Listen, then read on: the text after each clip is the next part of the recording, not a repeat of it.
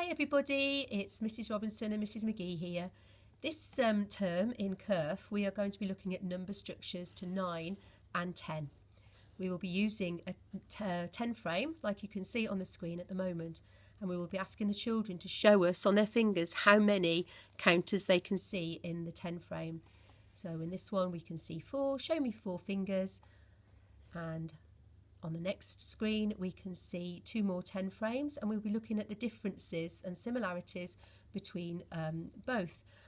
In this particular picture we can see that one 10 frame is completely full and the one on the left has got one space free, which means that we don't need to count them. We know that 1 less than 10 is 9, and so therefore the frame on the left has got 9 counters.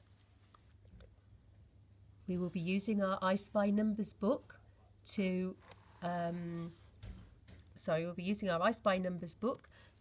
investigate where we can see 9 around us in our world.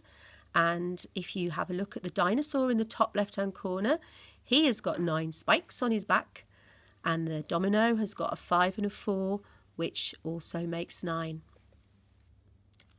Then we will be using other objects around the classroom, for example, and asking children if they can see which has got 9. There are 5 pencils in one pot and 5 in another pot, which obviously is not 9, it's 10. We've got some numicon where there is a 6 and a 2. 6 and a 2 does not make 9 either, it only makes 8. 6 spots on the ladybird.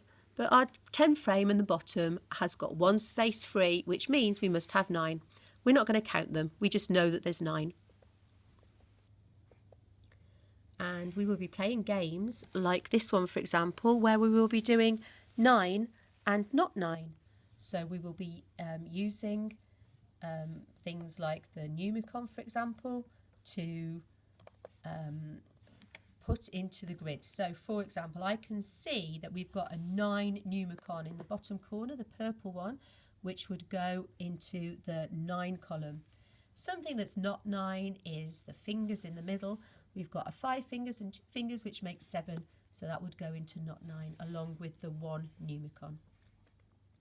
We're also going to be looking at number structures and how we make our numbers to 10. Again, we'll be using the 10 frame, and we often tell stories to the children. So if we look carefully, we have 4 fish here. What would happen if 1 more fish joined them? How many would there be? 4 add 1 is 5. So as you can see here, we've got our 5. Let's have a look again. So this time we have got 2 shells. We've also got fish. Oh, sorry, we have got 2 fish. We've also got our 5 fish here. If we add them together, how many have we got in total? We have got 5 and 2 more makes 7. Again, we often use numicon. We have lots of numicon in our class, and it's a good practical way to show the children how to make numbers. So if we were looking at making 8, we might get the 8 numicon out and put 6 on top. So what do I add to 6 to make 8? And the children can clearly see I need 2 more. So 6 add 2 makes 8. I might choose to get the 4 numicon and put the 4 numicon on top. And I can see here that 4 add 4 more makes 8. Again, we might want to have a look at the 1 piece of numicon, and they'll put the 1 on top of their 8, and they can see that there's 7 needed. So 7 add 1 more makes 8. Again, we'll be playing lots of games. We'll be looking at putting our numbers in order to 10, and we look at matching objects to these numbers.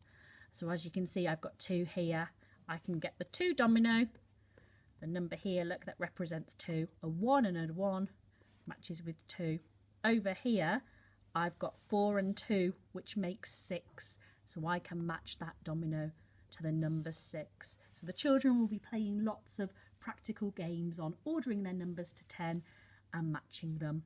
A fantastic way that you can help at home is through board games. I don't know if you guys have got any snakes and ladders or puzzles or jigsaws, but the children love playing our number frame games where you throw the dice, you have 2 players, and they count on to land onto the numbers here. So as you can see, we've got green and red team, and they're throwing the dice and they're working out 4 add 2 makes 6. So the red player is in the lead. He's thrown 6.